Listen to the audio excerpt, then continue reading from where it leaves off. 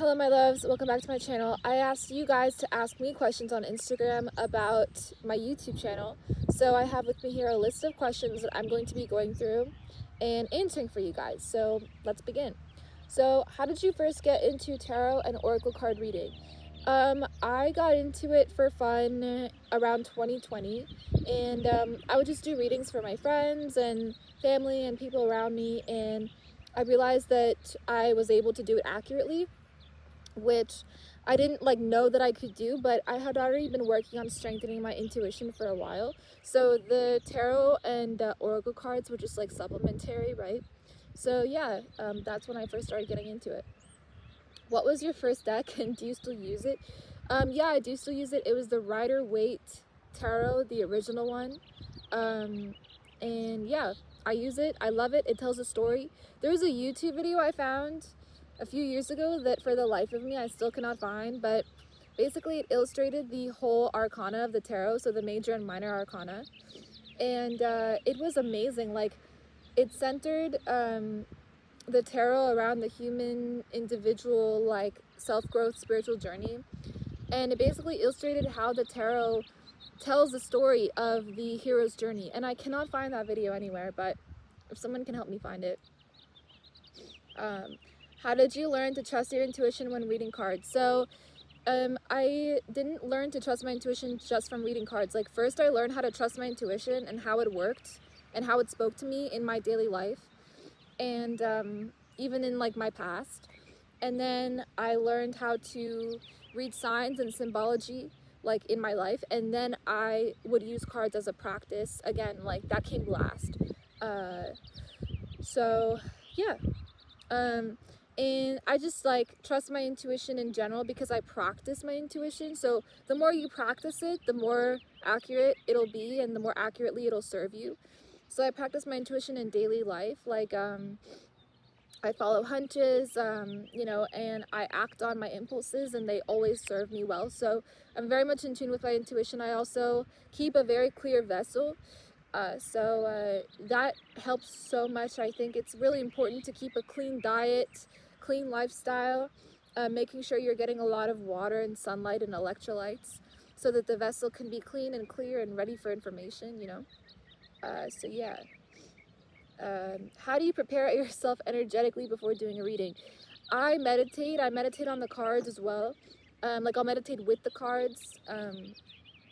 And I have to be in good spirits. I have to be energetically clear before I read. I can't just read randomly. I have to be connected. So yeah. Oh, someone asked me about automatic writing. What is automatic writing and how did you start doing it? Automatic writing is channeling. So it's just another way to channel. So just like you can use cards to channel, you can use symbology, runes, oracle cards, tarot, even books, any book. If you just open the book to a random page, it'll have a message for you if you are asking for a message, right? So you have to be in a receptive state. So how did I start doing it? I started doing it by writing. Actually, I started doing it in 2019. I remember putting the pen to paper and information would flow, and then I became aware that it wasn't coming from me because it was so profound and otherworldly and ancient, and I felt a connection to a strong energy, and I realized I was connecting to God. The information that I would get is, you know, is still so pure in essence, you know. So yeah. Sorry, I think I have allergies, by the way.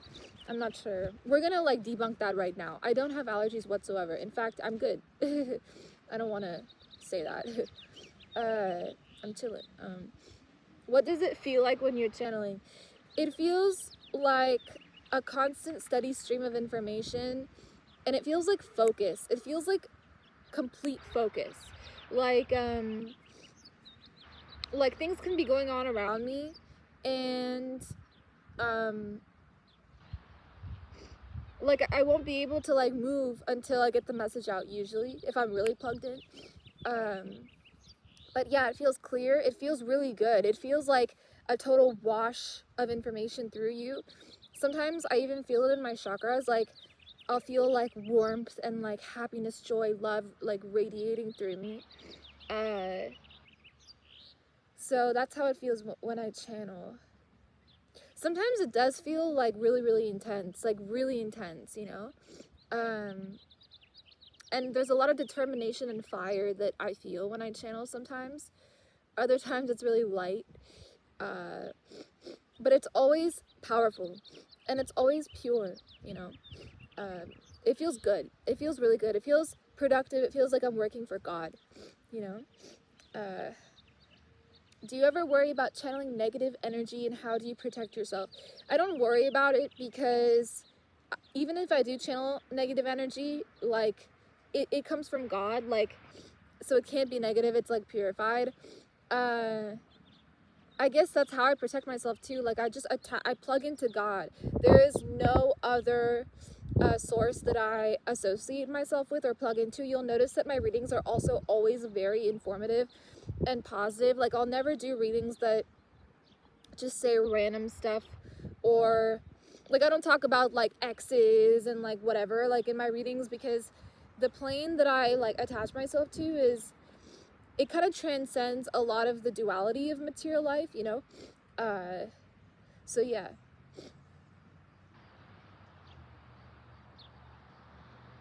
What tips would you give someone who wants to try automatic writing for the first time? Meditate before, and practice like clearing yourself, emptying yourself, and then let the information flow. And don't stop information from flowing, you know?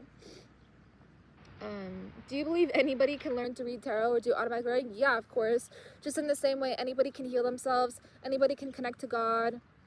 Everybody and anybody has that connection to source energy, source consciousness, God, frequency, God itself, himself. Like everybody and anybody can channel, and is a channel, is a conduit for higher dimensional thinking and ideas and creativity. Like you see it in artists, you see it in painters, you see it in musicians. Like we're all channeling God, guys. You know, so anybody can learn how to do absolutely anything. How do you stay grounded when working with spiritual energy? That is something that I have to do. Like, basically I try to really balance myself out with like being really earthy. Like I'm a really sensual person. Like I love like interacting with my senses too. So it's not necessarily that hard. Like for me personally, I love things like exercise and good food and stuff. So I guess that's how I stay grounded. But it's not always like super easy. Like especially if I am doing a client reading that is like really intense, or like there's a lot of information that comes through, I do have to ground after, you know. What books or resources helped you the most when you were learning? The Gita, the Bible, these are my two go-tos because they give you law of God. They're written by God for human beings.